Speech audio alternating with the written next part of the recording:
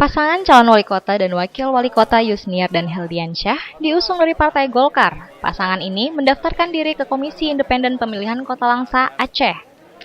Komisi Independen Pemilihan Kota Langsa, Aceh telah menerima persyaratan pendaftaran dari Partai Golkar, yaitu sebagai calon wali kota dan wakil wali kota Langsa. Penyerahan perlengkapan pendaftaran dari Partai Golkar ke Komisi Independen Pemilihan berlangsung dengan menggunakan pelaminan adat Aceh. Ketua Komisi Independen menyatakan pendaftaran pencalonan dari Partai Golkar berlangsung secara lancar dan tidak ada kendala apapun lagi.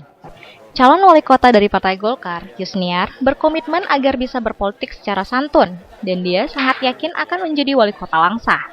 Dari Langsa, Maulana, Pelitaon TV melaporkan.